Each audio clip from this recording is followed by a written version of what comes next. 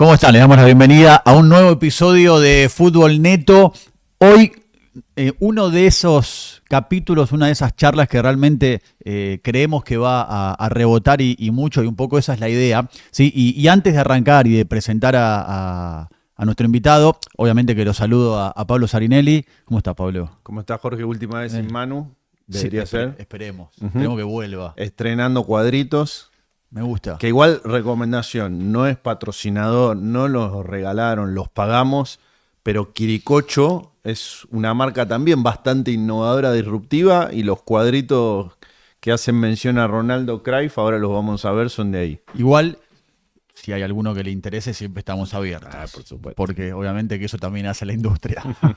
Pero justamente eso quería ir, agradecer mucho, porque uno no se deja de sorprender cómo el mundo del fútbol, desde no solo dirigentes o directores deportivos, sino entrenadores y hasta jugadores en actividad que nos contactan vía redes, que nos agradecen por el material, que en realidad no es por nosotros, sino por los grandísimos invitados. Pero en serio agradecemos. Mucho rebote tuvo el último episodio con Gustavo Lema, incluso con colegas de otros países, y la verdad que uno lo agradece. Bueno, esa es la idea, ¿sí? de Fútbol Neto, que el fútbol se nutra, o sea, que el fútbol nutra el fútbol, ¿sí? Porque en realidad así lo pensamos con Pablo y Manu. Así que no voy a dar más vueltas, voy a presentar a nuestro invitado. Hay en la segunda división del fútbol argentino, que es durísima, y puedo hablar con conocimiento de causa, hay un equipo que es sensación, que es Gimnasia Esgrima de Jujuy, y hoy tenemos a su entrenador, que es Matías Módulo. Mati, gracias por venir. Bueno, un placer. Gracias por la invitación. Pues es que yo pensaba, bueno, ya Pablo me venía marcando hace algunos días que la intención era, bueno, poder estar con vos en este episodio. Viste que siempre se piensa, bueno, todos quieren, los que están vinculados con el fútbol, todos quieren ser jugadores de fútbol en sus inicios. ¿Vos querías ser jugador de fútbol o ya había algo de entrenador en el Mati niño, digamos? No, para nada. Ser jugador de fútbol, sin dudas. Y ser entrenador, aún en mis últimos años como futbolista, tampoco estaba dentro de mis planes. Quizá una filosofía de disfrutar el momento, de no proyectar demasiado. Sin embargo, sí, al haber hecho la carrera de profesor de educación física, seguir vinculado al deporte, que sí es un estilo de vida, pero no. La verdad que fue llegando y se fue dando naturalmente. Mira vos, y en ese fue llegando, ¿cuál fue el momento puntual, si es que lo recordás, si es que lo hubo, donde vos dijiste, bueno, es por acá, y empezaste la carrera de entrenador? Y podría mencionarte dos, quizá el hecho de tener grupos a cargo como profesor de educación física, un preparador físico, o el paso que tuve por el proyecto Barcelona, que habíamos conversado en la previa con Pablo, fue uno de ellos. El hecho de poder llegarle, transmitir y estar vinculado al deporte. Y por el otro lado, una situación fortuita o no de encontrarme un preparador físico, el Tanque Galarza, que fue preparador físico mío en Independiente, cruzarme en un aeropuerto y ¿qué estás haciendo? Que yo estoy dando clase en el curso técnico, ¿por qué no haces el curso? Y le digo, la verdad es que estoy con muy poco tiempo. Le digo, Tanque, no, pero lo puedes hacer una parte virtual, así, y bueno, creo que no sé si creo en las casualidades, pero eso fue lo que me empujó a averiguar y a empezar sin saber que en el breve tiempo iba a estar como entrenador principal. Mati, en el episodio anterior, lo hablamos durante la grabación y en la previa y en el post con Gustavo, también con Jorge y creo que con Manu inclusive, pareciese haber como una especie de tendencia, y repasamos nombres entre nosotros, a que ciertos técnicos cuando comienzan su carrera son más proactivos, les gusta atacar, les gusta intentar el virtuosismo y demás, y por algún motivo que nos interesa desgranar, después, en la medida que van recorriendo partidos, años de trabajo y distintos clubes, es como que se vuelven más cautelosos. No quiero hablar de ofensivo o defensivo, pero esa pareciese ser una tendencia. Y en tu caso, hemos observado que empezaste, o sea, parte de tu formación fue con metodología Barcelona, que es todos al ataque, por encolumnarlo en un extremo, y sin embargo tus equipos son muy fuertes defensivamente, les hacen llamativamente pocos goles. Después vamos a ir desgranando un poco esos números. ¿Coincidís que es un poco así? ¿Pasa? ¿Te ha pasado? ¿Entendés que el fútbol como norma tiene esa tendencia? Me parece que es una cuestión natural, así como el adolescente o el joven por esencia es rebelde y es contracultural y se va volviendo conservador con el paso de los años. Quizá como entrenador, a ver, lo que nos motivó en su momento a jugar al fútbol o a ser entrenadores fue cómo te enamora el juego y lo que te produce que tu equipo sume pases y haga correr al rival. Y la otra motivación muy grande, por lo menos para mí, es ganar. Y después viene la etapa donde vos tenés que contrastar el ideal y todo lo que te dejó tu etapa como futbolista y en la formación como entrenador y la dimensión real, que es lo posible, con qué herramientas, en qué contexto. Y considero que los entrenadores que pueden encontrar una línea intermedia entre el ideal, el gusto propio y lo posible y materializarlo, me parece que más temprano que tarde terminan encontrando una identidad, porque a mi entender lo peor que te puede pasar es ser un ni o por ahí tener ideas de una bandera quizás muy ofensiva y por no o por apegarse al muero con la mía, no entender que por ahí el contexto o el plantel no te permite eso todavía, ni siquiera significa que no lo pueda dar. Por eso me parece que responde a las otras variables que estuvimos hablando, como la fortaleza defensiva y demás. ¿Y crees que tiene que ver también un poco con la inseguridad que de alguna manera va desarrollando el entrenador? Porque otra de las premisas es, otro de los debates, mejor dicho, sobre si actualmente el fútbol está sobreanalizado y en el caso de los entrenadores, hasta qué punto encontrar un equilibrio y no sobreinformar a los futbolistas. Y seguramente lo vamos a desarrollar en el episodio, pero vos tuviste experiencias de trabajo que te hicieron muy ducho en muchas aptitudes: scouting, análisis de datos, tratamiento de pequeños márgenes como pelota parada, etcétera. ¿Crees también que pasa por eso? O sea, el entrenador siente que hay tantas cosas a considerar que se va volviendo un poco inseguro, entonces de repente en la duda ser un poco más precavido. Y puede que exista, pero bueno, es una gran debilidad, ¿no? O sea, en la duda nace el fracaso y en la certeza empieza a tener presencia el éxito. Me parece que esto que vos bien decís, el hecho del promedio, la regularidad, Gustavo hablaba o traía la frase de Scola de uno es el promedio. Otra gran frase que me parece que representa esta sobreinformación es la de Luis Enrique: si hubiera tenido más tiempo te hubiera escrito una carta más corta. Es fantástica. Uh-huh. Estamos en la era de la sobreinformación y me parece que tener la capacidad de analizar, sintetizar y transmitirla con la mayor simpleza posible, otra virtud que está quizá demasiado escondida, ¿no? La simpleza. Pareciera que si uno no tiene un lenguaje sofisticado sabe menos que aquel que sí lo tiene. Me parece que son virtudes que tiene que tener un entrenador. Y en esa línea, a ver, ser simple no significa ser chato o no prepararse o no intentar estar a la vanguardia. Tiene que ver con una cuestión de transmitir.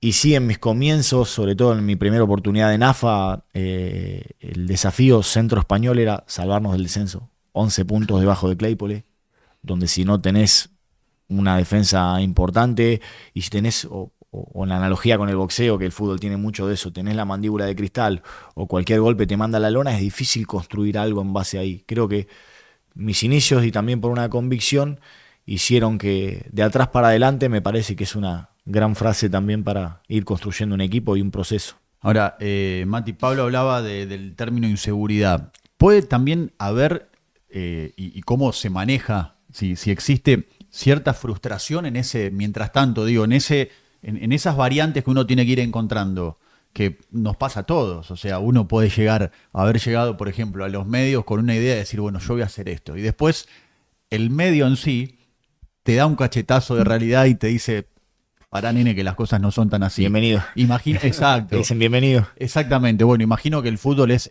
todavía más fuerte, más carnívoro con eso. Digo, en el camino de adaptación, ¿aparece cierta frustración y cómo la vas trabajando? En el sentido, uy, mira, yo tenía esta idea, pero la realidad me lleva a esta otra. Sin duda, sin duda. La frustración y el fracaso, que podría decir que son sinónimos, ¿no? Fracaso definitivo es dejar de intentarlo. La frustración me encanta porque es el gran profesor. si vos no tenés la capacidad de hacerte preguntas incómodas y de revisar por qué no funcionó lo que te planteaste, siempre la culpa la va a tener el otro, o un jugador que no tiene el pie para hacer lo que vos le pediste, o el otro que no tuvo la inteligencia, o el árbitro, o me parece que buscar excusas afuera y no hacer una autocrítica tiene que ver eso mucho con la frustración, y ahí es donde uno empieza a rimar lo ideal o la expectativa y la realidad. Esa separación se llama frustración. Mientras más alta pones la vara y la expectativa, más grande puede ser la frustración en contraste con la realidad. Hoy lo trabajamos mucho con nuestro coach en Jujuy, con Fernando Farías, y hay un trabajo que no es solamente futbolístico, sino es de inteligencia emocional o de cómo uno crecer en esa frustración. Pero sí, está, va a estar y tiene que seguir estando. Para mí es sinónimo de salud y de progreso. Matías, ¿en cuántas categorías dirigiste acá en Argentina ya? En cuatro. Me falta B Metropolitana y Federal A. Bueno, muchísimas. Y sé que también sos bastante seguidor de tendencias del mundo, no solo a nivel táctico, sino de clubes como instituciones y métodos de trabajo. Y hemos hablado sobre el caso Brentford, que de hecho sale recurrentemente en nuestro espacio. Gente del Brentford dice que a ellos se les hacía más fácil reclutar y escautear inteligentemente cuando estaban en categorías de ascenso. Y se les complicó cuando llegaron a la primera división. Por dos motivos. Uno, porque en la elite de la elite son menos los jugadores que están preparados para ese nivel de competencia. Y segundo, porque se encontraron con otros clubes que también eran muy inteligentes reclutando. ¿Cómo has hecho? Primero, si coincidís con esa norma. Entiendo que quizás acá es más difícil porque las categorías de ascenso tienen menos visibilidad. Está cambiando, pero tienen menos visibilidad. Si coincidís con eso y cómo has hecho para armar tus planteles, obviamente en concordancia con los directivos y las instituciones con las que trabajaste. Sí, a ver, creo yo que puede haber un método, de hecho lo hay, pero tampoco hay demasiados secretos. Sí, la convicción profunda, te decía, mi primer armado fue para salvarnos del descenso. Buenos jugadores, obviamente, que es el objetivo, pero cuando vas a las batallas difíciles, te preocupás por tener con vos buena gente, gente leal, gente que puedas apretar espalda con espalda y cuando viene la mala, saber que te van a dar un plus, lo que tengan, sea mucho o poco. Entonces, ese fue un primer objetivo y siempre está en nuestros planteles. El llamado mío, personal, al jugador. Ujú. Soy esto, en vos veo esto, creo que te puedo aportar esto y me puedes aportar esto. ¿Estás convencido de escucharlo, conocerlo? En el último tiempo incorporé una videollamada. Al estar en el interior, por ahí no podés sentarte a tomar un café o aprovechando lo que nos deja o lo que nos dejó la pospandemia o el avance tecnológico, poder mirarlo a los ojos, esas cuestiones que en tanto avance tecnológico muchas veces vamos dejando de lado lo esencial que es lo humano. Entonces, en eso me preparo mucho y me preocupo en no fallar, en lo humano, en detectar el factor humano, el diferencial. Y después, en lo que mencionabas del Brentford, son dos desafíos diferentes, administrar pocos recursos y administrar buenos recursos. Y los objetivos también cambian. Armarte para pelear, ver si podés entrar en un reducido, es un desafío y tiene determinadas características.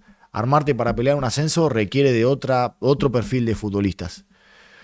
No me gustan las etiquetas, no me gusta encasillar, pero sin duda que hay futbolistas que saben lo que es jugar en un equipo grande, que ya entienden y tienen trabajado y han vivenciado lo que es, tengo 20 minutos para entrar y demostrar que estoy a la altura.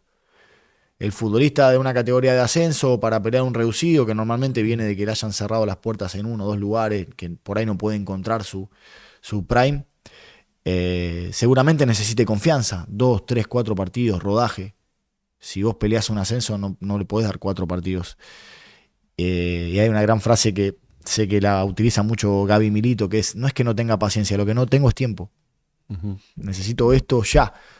Entonces, bueno, ahí vos te vas dando cuenta que hay futbolistas que vos los presionás y responden bajo presión, que su margen de error es mucho más chico y que están acostumbrados a pelear cosas importantes, tienen una mentalidad ganadora tremenda y te achican los tiempos, que muchas veces es lo que no tenemos. Respecto a lo que decías de la videollamada, hace poco Oliver Torres, el jugador español que está en el Monterrey de México, le preguntaban en una entrevista qué lo había sorprendido, si algo lo había hecho, de su llegada a México y al Monterrey. Y él dice que por primera vez en su carrera, y tuvo bastante traspasos, le pasó que al llegar, el presidente lo llevó a una cena para comentarle cuáles eran los valores institucionales que ellos querían como dirigentes transmitirle a los jugadores y cuántas sensaciones positivas eso le produjo, porque dijo, eso es muy de familia y muy de grupo. Te quería preguntar en relación a eso, ¿cuánto ganás pudiendo trabajar con jugadores con los que ya trabajaste? Por ejemplo, de Matei, que es casi que ha sido una bandera de tu proceso en Riestra y lo está haciendo ahora en Gimnasia de Jujuy, porque por otra parte también existe una de las premisas en Scouting, que no desalentar que el entrenador, por un sesgo, intente siempre llevar a los mismos jugadores. Porque quizás él tiene el sesgo de la experiencia personal, pero hay muchas otras cosas buenas también que te pueden dar otros. ¿Qué te acorta, por ejemplo, en el caso de Matei, haber trabajado con él? Bueno, totalmente. Primero lo que decías de los valores, es importantísimo que en un proceso haya una construcción, que tenga un eje, que tenga una cabeza, que esté basado en valores y, como siempre digo, los grandes principios son eternos. Después viene todo lo demás, lo técnico, lo táctico, lo metodológico. Lo escuchaba también a Gustavo hablar sobre eso y coincido totalmente, a Gustavo Lema en el capítulo anterior. Lo que ganás con un futbolista que ya conocés tiene mucha más capacidad para transmitir dentro de la cancha lo que vos sentís afuera, porque ya lo trabajó con vos, ya sabe cómo resolvemos determinada situación de inferioridad o de superioridad, ya sabe cómo resolvemos un bloque bajo, ya lo hemos entrenado, tenemos muchas más horas de vuelo juntos. Obviamente esto tiene que no pasar a tener un sesgo, ¿no? Pero bueno, ahí está la nobleza, y que los futbolistas altamente competitivos tienen muy en claro que por más relación, por más experiencia y camino que tengamos juntos, esto es nivel, esto es actualidad. Pero sí me parece muy importante porque hay cosas que todavía no puede medir la inteligencia artificial, que es una mirada, una seña, entenderse, el tiempo que acotás todavía es inmedible y creo yo subestimado, ¿no? Con respecto a lo que hablabas antes, Mati, a mí me quedó una frase de Amorim cuando él asume en Manchester United, que le preguntan, bueno, ¿qué buscas? Y él dice, con respecto a lo que decías del tiempo, él dice, yo necesito ganar partidos para ganar tiempo. Eso es lo primero, dice Amorim. Me pareció buenísima la frase, ¿no? Y en un lugar así, vos hiciste ya mucho hincapié en lo humano, ¿sí? Y me parece que algo inherente al ser humano son las situaciones de conflicto. Vos justo mencionabas a Luis Enrique antes y se acaba de consagrar campeón de la Champions con el PSG. Y él tuvo un hecho en medio de la temporada que él lo marca como un antes y un después, que él tiene una discusión por cuestiones futbolísticas, tácticas con Dembélé, en un partido antes de enfrentar a Arsenal por la fase de Liga de Champions. De hecho, es un partido en el que PSG va a Inglaterra y pierde, y donde Luis Enrique no lo convoca a Dembélé. O sea, una de las figuras del equipo, Luis Enrique no la lleva a Inglaterra a jugar ese partido, que encima PSG pierde. Pero él dice, ese hecho fue clave en el antes y el después de la temporada. Dembélé empieza a jugar de falso 9, la rompe, es el jugador de las grandes ligas con más goles en lo que va del año, en lo que va del año calendario. Digo, y él marca esa situación de conflicto como un aspecto positivo en el clic que hizo el equipo en la temporada. Digo, ¿cómo lo gestionás a eso? A las situaciones de conflicto, por ejemplo, con algún futbolista. Es una construcción permanente. Lo vas ganando con futbolistas que ya conoces, como lo que preguntaba recién Pablo. El hecho de que hay un objetivo y hay un proceso. Si todos tenemos en claro que lo que sucede hoy no es un hecho aislado y no es una foto, que forma parte de una película, achicás la frustración. Porque que un futbolista se quede afuera, supongamos por una decisión táctica, o porque no lo ves al 100, o porque médicamente el médico te recomienda que no está para jugar, o que no está al 100, o que juega a riesgo. Y el futbolista, si se ensimisma en el ahora, ya, en lo inmediato, en esto que también es un clima de época, de poder agarrar el celular y poder comprar, enviar, leer, consumir lo que se te ocurra, ya. Cuando vos podés generar esta cultura de que hay un mañana, porque así te lo hacen sentir también los dirigentes, ¿no? Esto lo podés hacer si tenés un respaldo y podés darte la posibilidad, no te digo de perder un partido, pero sí de poner una situación blanco sobre negro y y decir, cuidar a un jugador que está con una cuarta tarjeta y ver que no está yendo al 110 y por ahí sacarlo y que se moleste. Claro.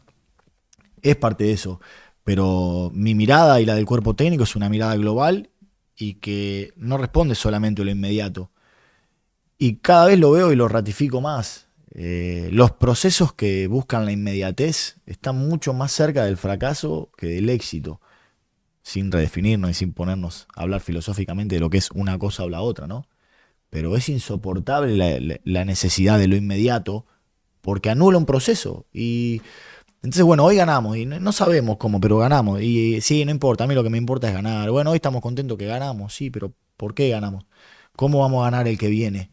¿Y qué pasa cuando esa pelota no entre? Si vos no tenés esas 3 respuestas, estás todo el tiempo caminando en una soga que no sabés cómo te mantenés. Ahora, por ejemplo, en este caso, lo dijo Luis Enrique, pero el propio Dembélé después reconoció, dijo, la verdad sí, yo estaba recaliente, porque, a ver, me dejó afuera de ese partido, pero después me di cuenta que fue lo mejor que me pudo pasar en la temporada. Entonces, digo, con esto que vos decís de la inmediatez, pero te pasó, no importa el nombre, hablo, a mí me interesa cómo gestionaste la situación de que un futbolista vos tomes una decisión así y se enoje y que después el jugador venga y te diga, profe, tenías razón. Sí, claro que me pasó. De no incluirlo, de sacarlo, o muchas veces me pasó que, a ver, por ejemplo, un plan de partido normalmente mío o nuestro pocas veces es unilateral.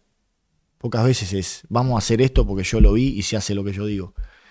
Sobre todo teniendo jugadores tan grandes, con tanta experiencia, jugadores de edad. Entonces sí me ha pasado de hacer un postpartido y sentarnos y analizar qué pasó y que un futbolista me diga, yo creo que el error estuvo acá. Y ellos tienen no sé si la obligación, pero mi pedido absoluto de decirme la verdad, lo que sientan con confianza, donde yo les abro la puerta y decirle, no me voy a ofender si para vos esto que planteamos desde la conducción estuvo mal. Necesito que me lo digas. Necesito que me digas qué sentiste en este momento.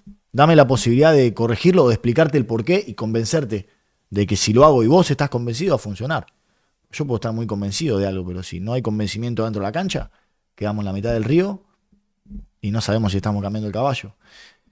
Y sí que me ha pasado y han sido momentos álgidos y de quiebre.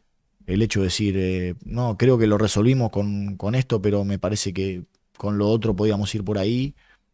Y después, obviamente, el futbolista a la larga te agradece el acierto y si no te agradece el acierto, porque a veces uno toma una decisión que considera acertada con argumentos para hacerla, pero termina no funcionando, pero el futbolista termina valorando la sinceridad, la frontalidad y creo que Arteta decía yo, mi obligación justo no voy a hacer porque no se puede, sí tengo la obligación y la intención de ser honesto.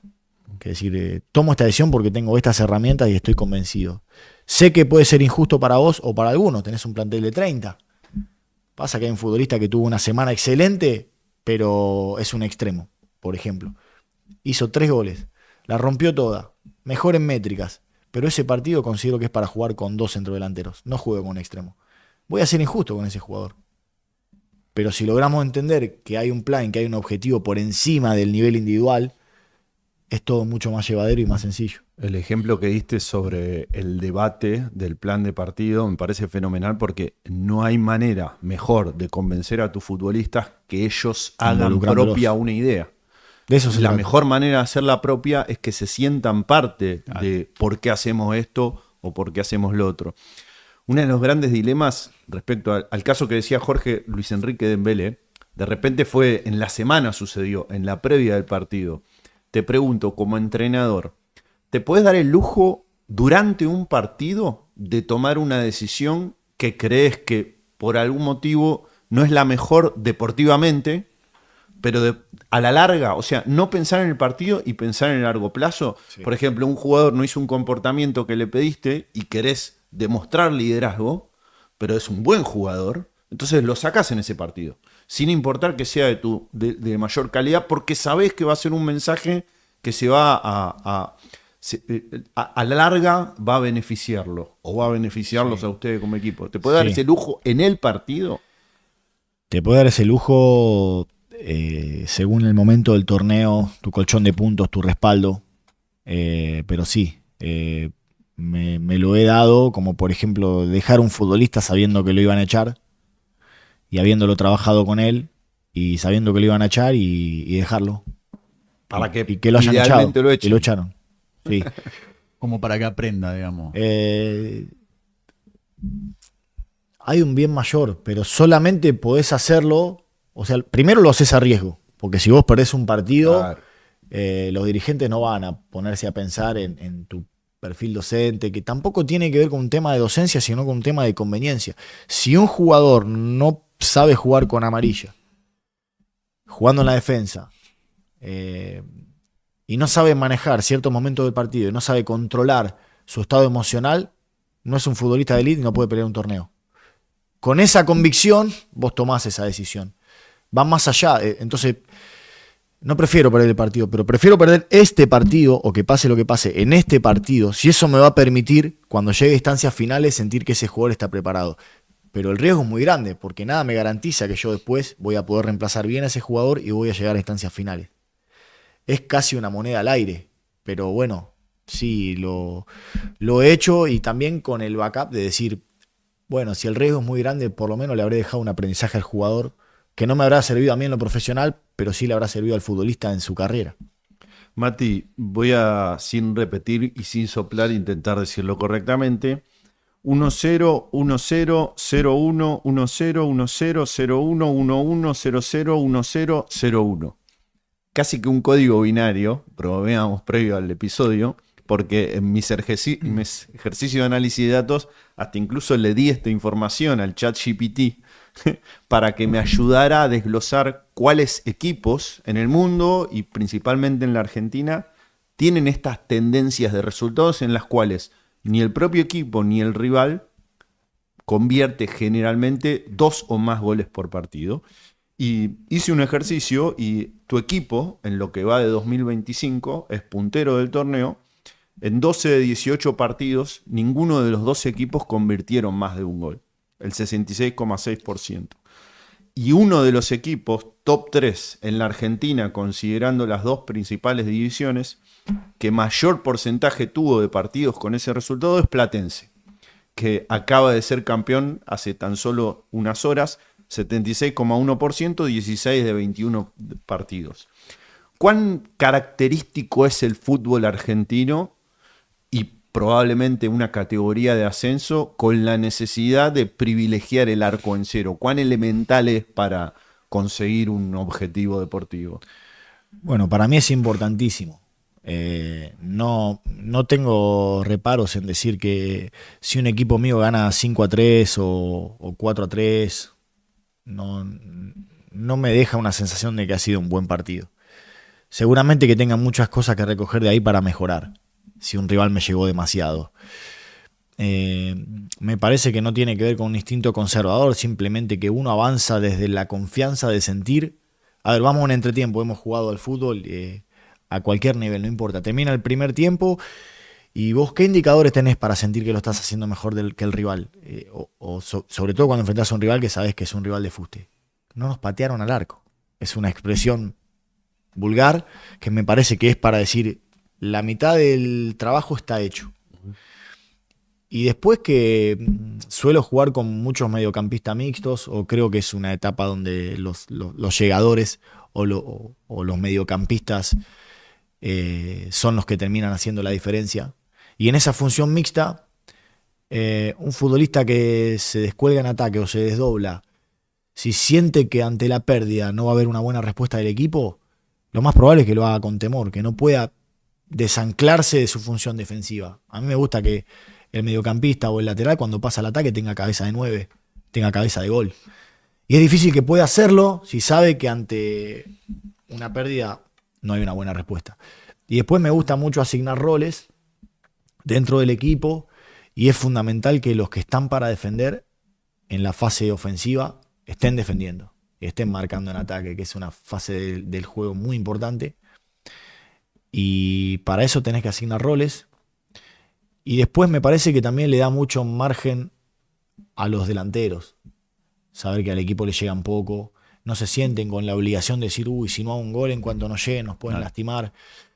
Después, bueno, también la Primera Nacional específicamente es una categoría con minutos netos de juego bastante baja y se termina equilibrando bastante. Y después, desde la lógica de que un delantero con muy buena contundencia, con muy buenos números, media temporada, una temporada, se va a la máxima categoría o se va al exterior. Entonces, la baja eficacia también me parece que responde a eso. Hubo muchos partidos donde nosotros podríamos haber hecho 2, 3, 4 goles. Y no lo logramos porque por ahí nos faltó esa eficacia. Ahora, yo acá me pongo en un lugar más de crítico de este tipo de datos. Digo, no se puede planificar siempre los partidos ganarlos 1-0. No, totalmente. O sea, eso no totalmente. entra. No, para nada. No se planifica. Sí saber que en determinados campos de juego, ya sea por las dimensiones o por la superficie, si vos haces un gol y achicás espacios, es muy difícil que el rival pueda progresar, salvo con envíos largos. No así en la liga profesional, donde la velocidad, los metros por segundo del desplazamiento de la pelota es mucho más alto. No llegás a cubrir espacios, entonces un bloque bajo termina quitándole espacios en tu espalda, pero dándole el control absoluto del juego al rival. Pero lo que sí se entrena y se planifica es este hecho de en ciertos momentos se puede arriesgar y en ciertos momentos se puede romper el partido. O poder trabajarlo y charlarlo en la previa o en el entretiempo. Si el partido se da palo por palo, nos favorece. O no nos favorece. O en tal cuestión lo resolveremos de esta manera. Y eso la verdad que nos fue dando mucho resultado. Y también es un trabajo el hecho de que hay jugadores que son para jugar el palo por palo o el 1 contra 1. Que por ahí les toca entrar a hacer una función que no es principalmente esa.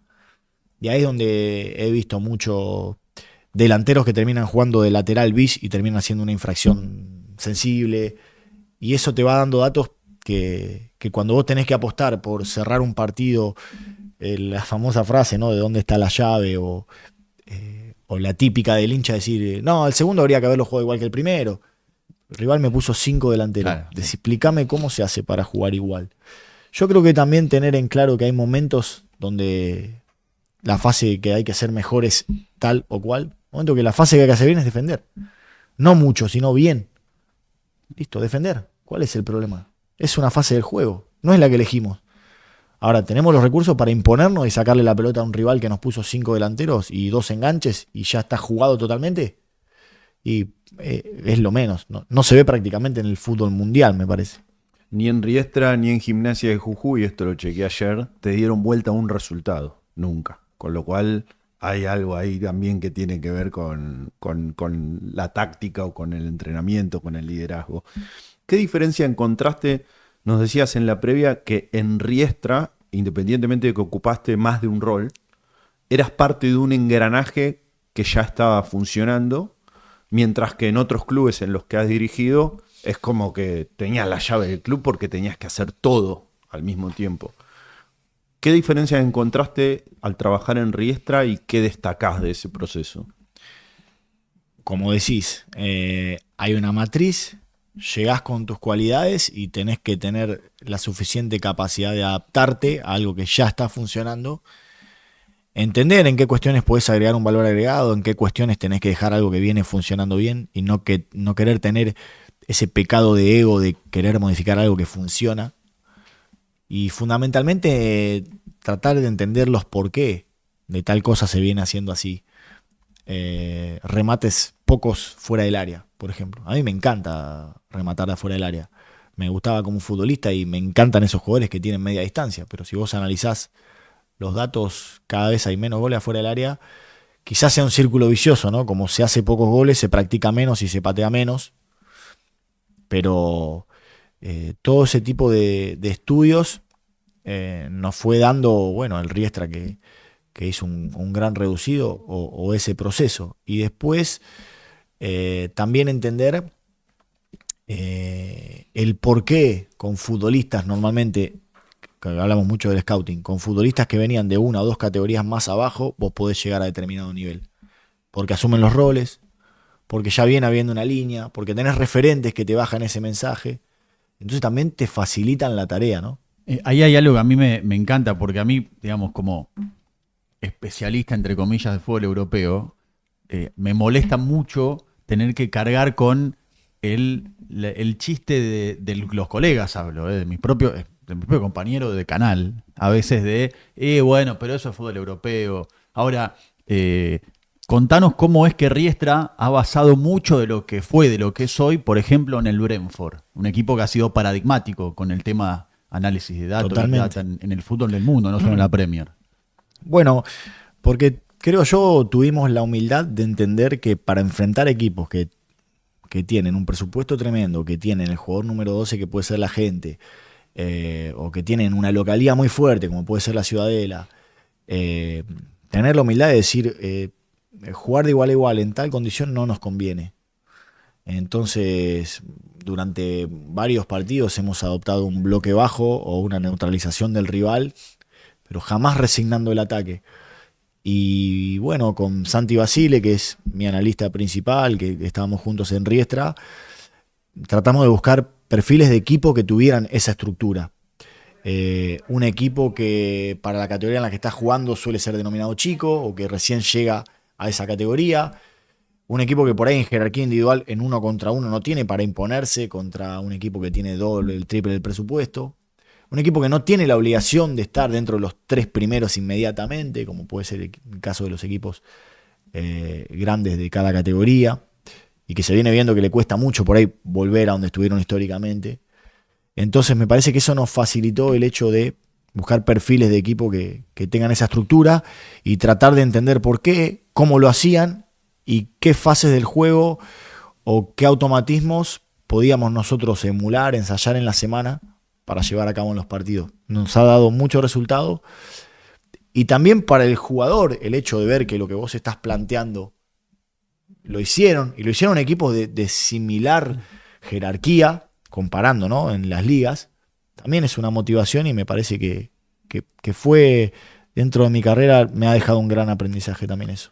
Uno de los colaterales de los modelos deportivos de la actualidad, tener un director deportivo, en otros países un dueño, y para ser contemplativo en la Argentina un presidente muy presente, es que hay bajadas de línea y esas figuras pretenden que el entrenador haya ciertas premisas que las cumplen.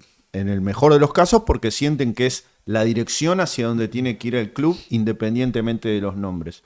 ¿Cómo te llevaste conviviendo en una estructura de club en la cual el presidente o las personas a cargo son bastante impositivas con los innegociables? La famosa pretemporada de madrugada, no patear de media y larga distancia, un perfil de jugador.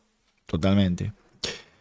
Bueno, a mí me facilitó que para mí fue un ascenso tener la posibilidad de trabajar en la Primera Nacional y que era una categoría que yo la desconocía como entrenador. Entonces de repente llegar, mirar, aprender, escuchar y no tener ese ego de decir no, porque yo lo hice, sí, lo hiciste pero en otra categoría. Te encontrás con un Diego Figueroa que viene estando en Riestra hace 10, 12 años, que inició el proyecto, que tiene 3 temporadas ya en la Primera Nacional. ¿Cómo no te vas a sentar a tener un debate, a escuchar lo que él tiene para decirte? Por ejemplo, ¿no?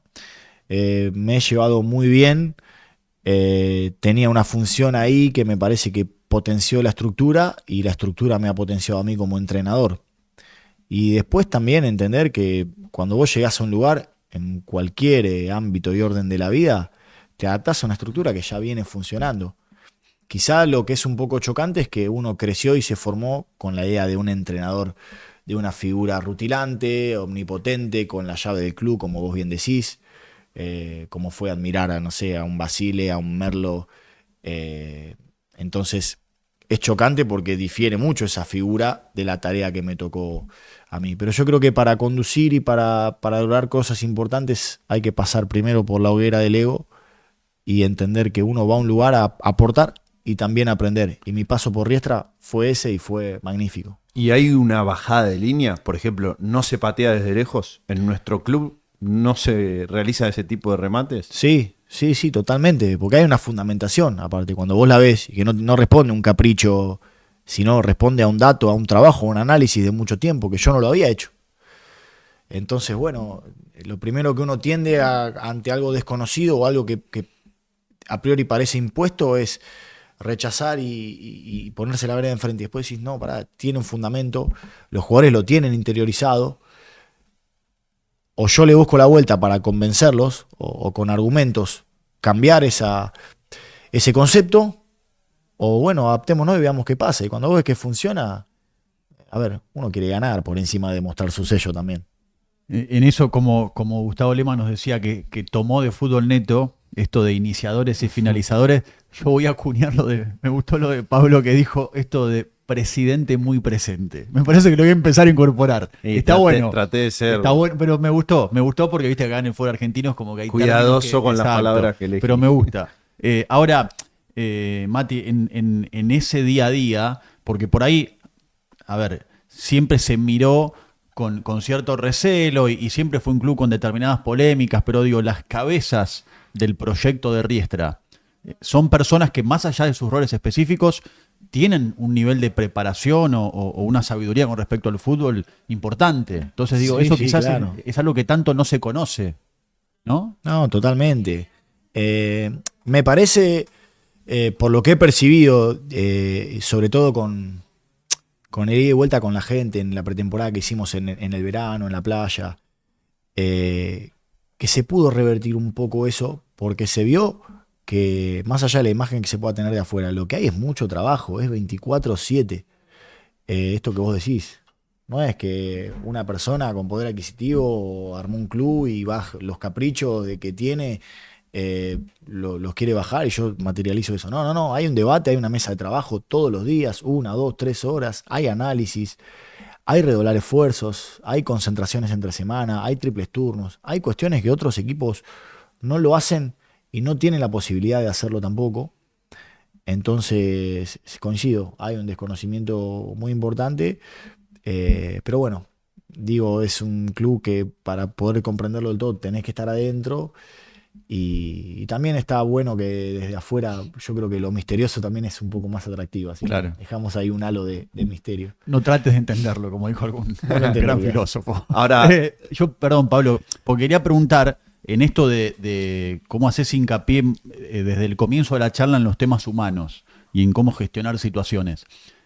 Sacando el desconocimiento que el afuera tiene de lo que siempre fue el mundo Riestra, ¿cómo manejabas vos el día a día? Porque siempre para el afuera era un club rodeado de polémicas, donde siempre se hablaba de las situaciones arbitrales en los partidos. Digo, no te quiero llevar a eso, pero sí a cómo manejabas vos para que al adentro eso no lo influya. Bueno, con estrategias, a veces sentirse asediado, o tener un enemigo externo o construirlo puede ser una estrategia para fortalecer el adentro. Eh, el hecho de saber que si tenés muchas críticas o cosas en contra, tenés que redoblar esfuerzo para demostrar, también nos ha fortalecido. Y después, en el día a día, más allá de cualquier estilo de conducción, de cualquier polémica, de lo que sea, eh, hay una nobleza y hay un reconocimiento en el trabajo. Cuando el futbolista percibe que todo lo que se dice de afuera, una vez que está adentro, hay mucho de mito y hay muchas cuestiones que venden quizá, y ven que vos sos un laburante como cualquier otro y te reconoces en esto de que ahí el esfuerzo no se negocia, el trabar de cabeza no se negocia. Entonces empieza a haber una unión muy fuerte, que es un jugador más también, como vos decís, estas cuestiones humanas. Yo estoy seguro que cualquier espectador que lo veía más allá de la opinión que tuviera sobre Riestra, había cuestiones que a veces tan mal que les pese no podían negar. El compromiso que tenían con una idea, el despliegue que tenían para hacer algo que por ahí otro futbolista no hacía. Bueno, ese entrenamiento de las 4 de la mañana tiene que ver un poco con eso, ¿no? Fortalecer la cabeza porque quizá en algunas cuestiones seamos menos que el rival, pero en otras tenemos que ser muy superiores. Esa fue la idea del armado del plantel que Fabiani fue teniendo un gran nivel también, que es el armado que hemos hecho a inicio de 2024, antes de yo ir a Jujuy. Fue también con esa cabeza, ¿no? Es decir, afrontar un desafío de liga profesional con futbolistas que hace 3 meses estaban en la C. ¿Cómo lo vamos a hacer? Con esta fortaleza mental, con esta unión de grupo. ¿Hay ciertas mañas que se entrenen, barra se hablen y sentís que ¿Es o no una pérdida de tiempo intentar inculcarle al futbolista esas cuestiones? Por ejemplo, cómo rodear a un árbitro ante una decisión, cómo dar vueltas ante una falta para intentar condicionar la sanción del árbitro. Se conversan, se entrenan, algunas, probablemente no esas. Sí, sí, yo creo que muchas cosas se pueden entrenar. Un poco mi tarea es hacer una selección prioritaria de qué cosas entrenar, porque si no el tiempo nunca te alcanza, mucho menos en Primera Nacional, donde tenés muchos viajes. Bueno, quizá en liga profesional tenés doble, triple competencia, puede suceder. Pero yo me aferro mucho a tratar de que los futbolistas ensayen mucho las situaciones que o más se van a dar en un partido o más determinante pueden ser. Y posteriormente a eso trato de hacer hincapié en la charla en que muchas veces los partidos se definen con las jugadas que no se entrenan en la semana. Las jugadas que surgen, que son las que hacen los grandes futbolistas, o que son la parte fortuita que tiene el juego, porque el fútbol no deja de ser un juego y hay un componente de azar que está presente, y que hay situaciones que van a estar fuera de nuestro control porque no las hemos podido entrenar y que ellos la tienen que resolver mejor que el rival. Y muchas veces ahí está la diferencia, el plus o el detalle que te termina haciendo ganar un partido. Me llamaba la atención cuando nos encontramos hoy llegando al estudio, y ayer en el post partido te escuchaba declarar también que un poco te apenabas por no haberle dado descanso a algunos jugadores, o destacabas que algunos jugadores habían casi que disputado el 100% de los minutos, y yo te decía, pero ¿cómo, Mati? Si la B Nacional estás compitiendo estás compitiendo Copa Argentina también, pero no jugás con tan poco espacio entre partido y partido. Y sin embargo, hay un detrás de escena de por qué te hubiese gustado dosificar un poco más los esfuerzos, que quizás a veces, en el análisis que se hace del rendimiento de un equipo, después la media lo ignora. Totalmente, aparte sé que tiene mucha repercusión internacional el programa, o lo miran de otras ligas, porque uno también se nutre del programa para saber cómo se manejan otras ligas, dónde puede haber ahí una luz de progreso o algún disparador para meterse en algún nicho que uno desconoce. Y ese concepto responde básicamente a dos o tres cuestiones. Uno es la lógica, que es que ningún futbolista puede sostener un nivel muy alto durante tanto tiempo por una cuestión biológica, de que sostener el nivel de cortisol y cortisona en el cuerpo, en algún momento el cuerpo necesita bajarlo como sea. Eso se traduce a los ojos del espectador en estar relajado. Se relajó. Nada, ya ganaron y se relajó. En realidad es una cuestión biológica. A todos nos pasa. Normalmente después de un gran triunfo hay una merma en el nivel.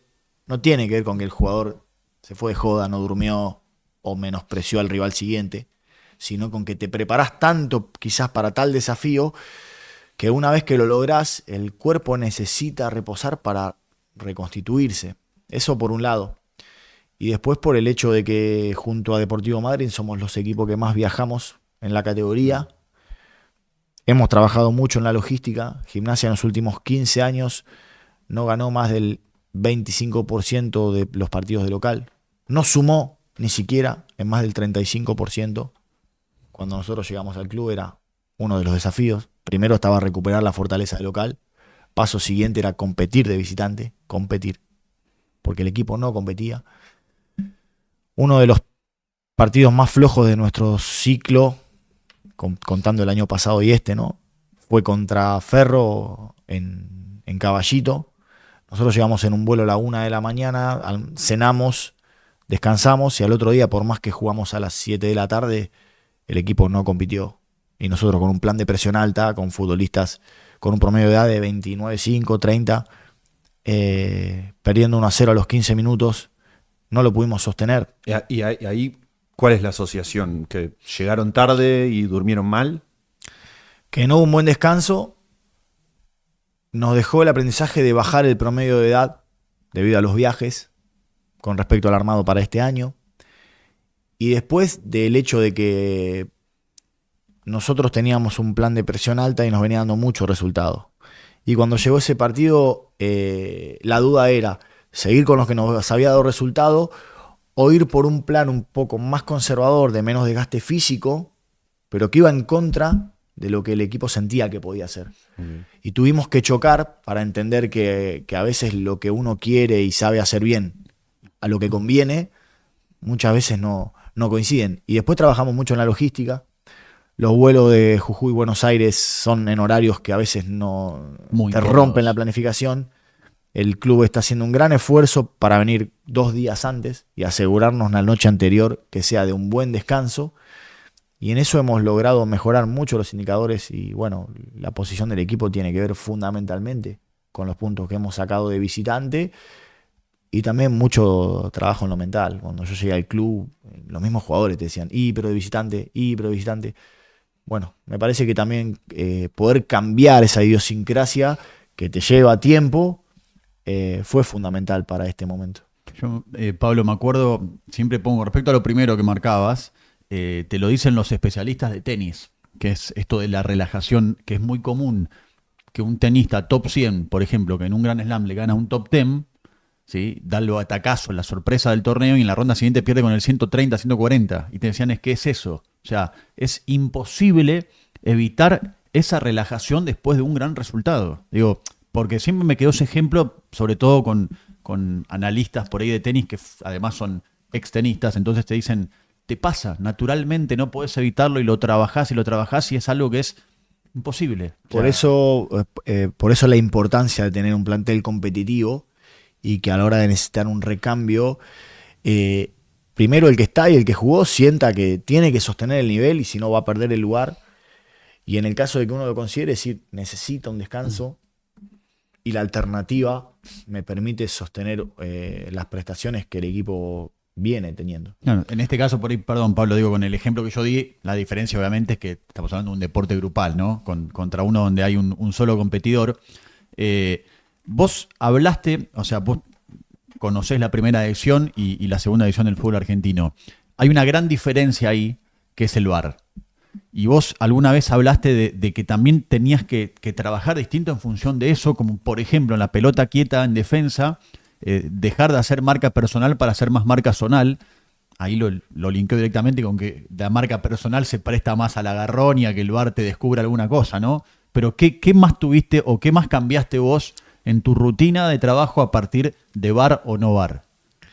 Bueno, fundamentalmente eso, o que hay jugadas que por ahí en Primera Nacional son para ir al límite en cuanto a una barrida, una entrada, no digo con una conducta violenta, ni mucho menos. Pero estamos viendo que, incluso ahora con la llegada de Rapalini, con un concepto que me parece excelente, que si uno va al límite en una jugada y vos la pasás en cámara lenta y después de barrer el balón tenés un contacto y cuando levantaste el brazo terminaste rozándole a un jugador y eso te puede llevar a una expulsión, inevitablemente tenés que empezar a trabajar esas cosas, a que por ahí en una jugada vas y te frenas antes. Entonces, bueno, me parece que el VAR, si bien viene a aportar justicia, tiene también mucho por desarrollar para que no desnaturalice el juego. Y bueno, creo que van en esa línea y me parece bárbaro.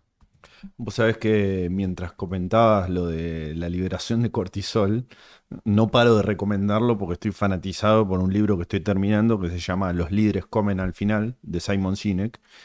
Él se dedica a la consultoría a grandes corporaciones y temas principalmente asociados al liderazgo y todas sus teorías las empieza a desgranar desde la base que el cuerpo, dependiendo de la circunstancia y dependiendo de los comportamientos, libera endorfinas, dopamina, serotonina y oxitocina, dependiendo de el ida y vuelta en la complacencia de ciertas relaciones. Y vos fíjate lo que acaba de decir, que añado a lo que comentaba Jorge. Históricamente, ¿qué se dice acá? Que después de un partido de alta complejidad, un clásico, el que gana suele perder. Por la complejidad que tiene, es hasta biológico. Entonces, Es biológico. ya es imprescindible que los clubes empiecen a darle espacio a la ciencia en el deporte y al impacto que tienen todo este tipo de respuestas.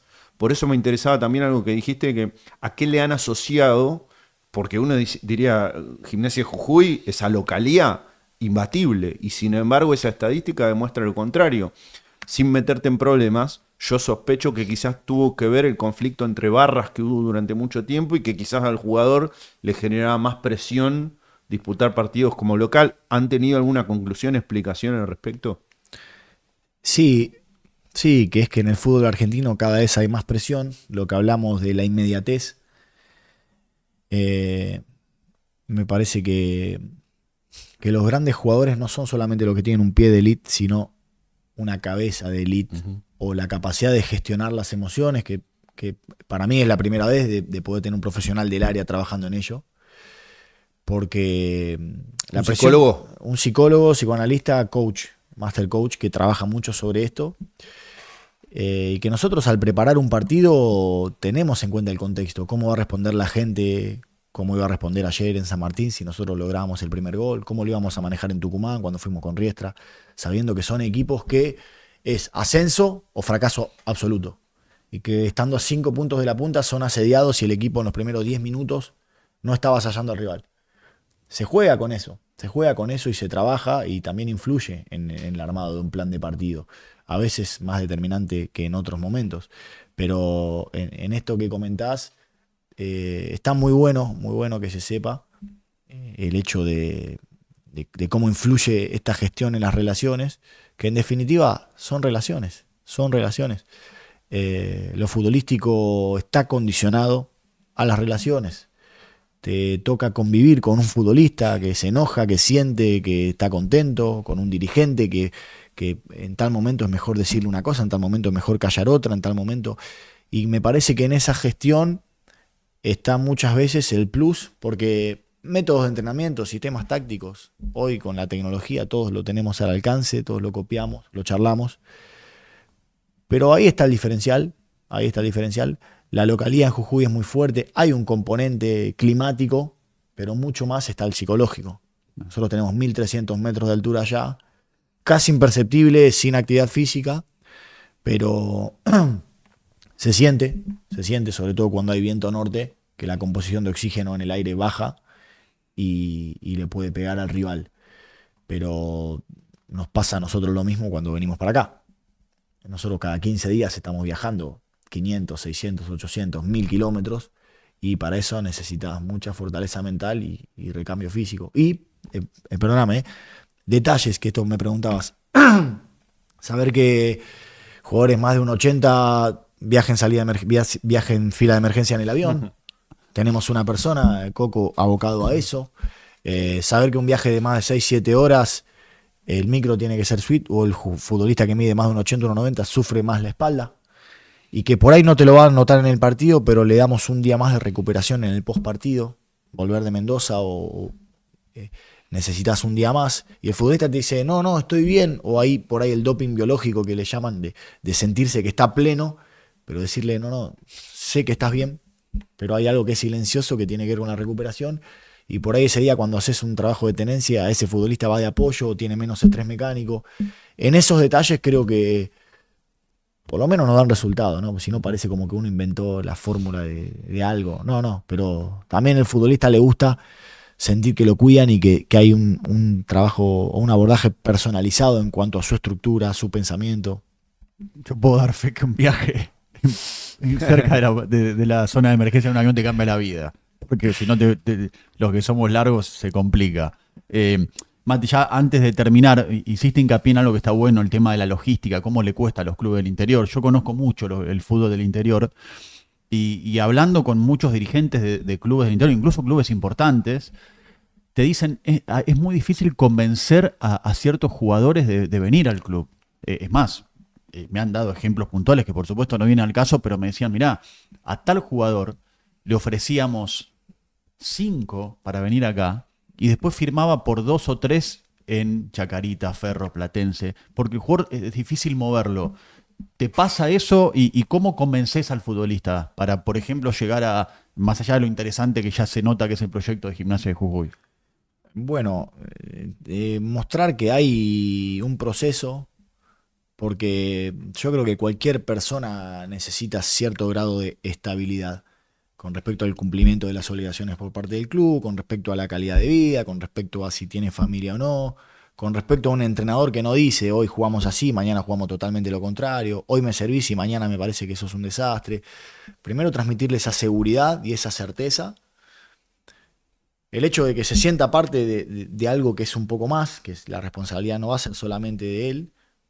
Y después lo que viene trabajando el club hace un tiempo y donde me siento parte, porque así lo hemos hecho con la conducción, de tener en claro, por ejemplo, que el primer refuerzo tiene que ser el club ordenado, de que hay ciertas cuestiones que tienen que ser innegociables más allá de los resultados, como poder tener un desayuno, un aéreo para tal o cual partido, un buen descanso, una concentración, que si en algún momento el club pasa una situación delicada de lo económico, como puede pasar, porque caen obligaciones que no estaban dentro de lo previsto, uno también es permeable a decir, bueno, pero teneme en cuenta, ajustemos acá y acá, esto no, acá podemos hacer el esfuerzo, este partido quizá podemos no concentrar, acá podemos ir en avión y volver en micro.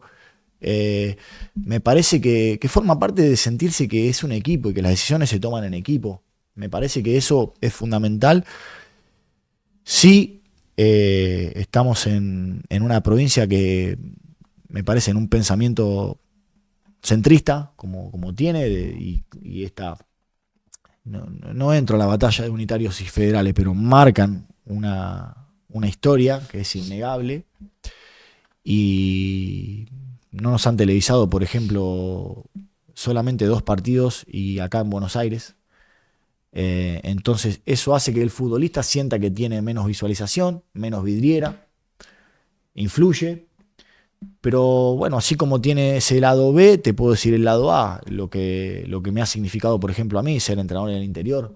Soy mucho mejor entrenador, tenés disponibilidad plena, las distancias son más cortas, el dinero rinde más, la calidez de la gente, cómo te abraza la provincia y trata de que vos estés cómodo, la tranquilidad que puede tener tu familia, el hecho de poder caminar por la calle, depende en qué provincia y en qué situación, obviamente el equipo, ¿no? Pero así, fui encontrando que, así como hay muchos futbolistas que prefieren quedarse en el AMBA, hay muchos otros que ya disfrutan mucho más la vida del interior y me ha tocado incorporar a futbolistas que tenían para elegir entre estos clubes que vos mencionaste y han elegido Jujuy. Han elegido Jujuy aún resignando dinero con una diferencia salarial por debajo.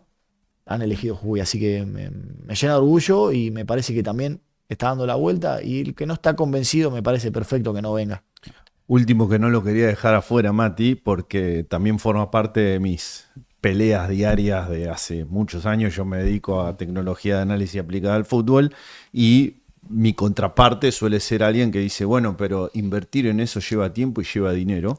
Y yo trato de afincar el concepto que innovar no siempre está asociado a tener mucho dinero a disposición, sino muchas veces y principalmente a pensar de manera creativa.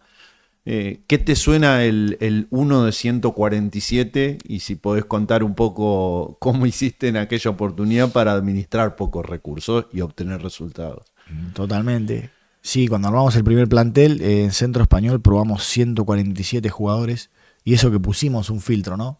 Porque la D en ese momento quizás no era como era antes, que cualquiera sentía que podía jugar, pero de 147 jugadores fichamos solamente uno, porque era una prueba relativamente abierta.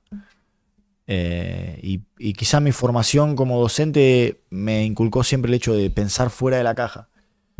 Para mí innovar va por ahí, pensar fuera de la caja y tratar de encontrar un diferencial que no tenga que ver con lo presupuestario o con qué tenemos nosotros que no tiene el rival. No importa si tiene más poderío económico, si tiene más gente en la tribuna.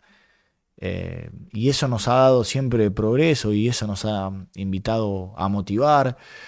El hecho de tener lecturas que no tengan que ver solamente con el fútbol para poder vincularte desde otro aspecto con todos los actores del fútbol, ¿no? Sea prensa, dirigentes, jugadores, allegados. Me parece que en eso uno va estableciendo un diferencial y sobre todo entendiendo y pudiendo relacionarse con la premisa de que a veces la pelota no entra. A veces esto no era para vos, no era para mí, no era para nosotros. Y la vida sigue y uno no puede, aunque a veces por más que lo intente no lo logra, no puede someter su vida al resultado del fin de semana, porque si no caemos de nuevo en lo efímero, en esta cuestión de época en la que digamos, no caigamos en la nostalgia de todo tiempo pasado fue mejor. pero tenemos que lograr que lo importante siga siendo lo que es importante, digamos, poder mirar a un jugador a los ojos, poder decirle, esto me gustó como lo hiciste, esto no lo hiciste bien, acá tenemos que mejorar, quiero mejorar, estás para esta, si no, no hay problema, es una cuestión profesional, pero me parece que si bien hay mucho por innovar y hay que seguir haciéndolo, eso no tiene que ir en detrimento de los grandes principios y los valores que son, estamos en esto porque nos gusta y queremos ser mejor y queremos competir. No por la fama, no solamente por el dinero, sino por una cuestión que tiene que ver con el desarrollo de lo que quiero ser como persona. Nos dio resultado y por el momento queremos seguir creciendo en ese aspecto, ¿no? Bueno, la verdad que muy bueno. Me gusta, yo en eso hay cierta interna en el, puede ser en el fútbol y también en el periodismo deportivo. Nos pero gusta la grieta, ese es el tema. No, pero digo, a mí porque hay algunos que quieren instalar que hablar de competir está mal. Yo no lo veo así. Para mí está bien usar, por eso hago hincapié, porque vos lo marcaste varias veces en la charla, para mí está bien. Yo defiendo usar el término competir, porque para mí no es algo negativo, pero bueno, Mati, te agradecemos. Como nos pasa casi siempre, y hoy no ha sido la excepción, uno se queda con la sensación de que podemos seguir por horas hablando y van surgiendo temas, pero bueno, esto es así. También forma parte, ¿no?, de dejar a todos con las ganas para que, ¿por qué no haya alguna vez una segunda vuelta? Pero bueno, la verdad que te agradecemos mucho. Muy, muy enriquecedor ha sido el episodio. No, bueno, también para mí, y me parece que aportan mucho también a que la gente que analiza fútbol o que mira fútbol pueda entender o conocer o interiorizarse en algunos aspectos que van más allá del ir y pasar un buen momento en la cancha si el equipo gana, ¿no? Que todos fuimos y somos hinchas. Los mejores recuerdos tenemos cuando nuestro equipo ganó, no nos importa demasiado cómo, pero hay algo atrás que gane o pierda, queremos seguir siendo la cancha. ¿Por qué? Bueno, creo que contribuimos un poco a eso y esta parte de comunicar también forma parte de seguir en esa construcción permanente. Claro, bueno, bienvenido. O sea, yo ya, lo que era que gane mi equipo, ya es como que son recuerdos bastante lejanos, pero espero Tenés que encontrar las otras motivaciones. Claro, exactamente. Pero bueno, lo que uno hace acá en Neto es aprender. Yo siento que aprendo constantemente, que me nutro de los invitados, de mis compañeros, y creo que de eso se trata Fútbol Neto. De hecho, también hay mucha gente que nos escribe, nos contacta y nos dice, bueno, tienen que extender Fútbol Neto a otros espacios, a otros ámbitos. Bueno, estamos abiertos a eso y un poco esa es la idea de lo que se viene, porque a veces gratamente me pasa que algún protagonista del fútbol me contacta y uno duda y dice, pero no es es alguno estrucho, y después no, vas y chequeás si realmente es ese. Digo, eso nos gratifica porque nosotros lo hacemos por eso. Tenemos mucho amor por este proyecto y nos encanta que el mundo del fútbol nos cuente día a día que se nutre tanto de esto, bueno, entre otras cosas, y sobre todo porque vienen invitados como Matías Modelo. Mati, otra vez, gracias y bueno, seguramente no va a ser, fue la primera, no va a ser la última charla. Bueno, ojalá. Bueno, ojalá. Pablo, ya la próxima creemos con el señor Manuel Simón en la Argentina. Sí, debería ser. Que deje de usar, ya terminó la Champions, la Europa League, que deje de usar ese pasaporte, por favor. Un abrazo grande a todos. Como siempre, ustedes saben que esto es Fútbol Neto. Gracias por estar. Hasta la próxima.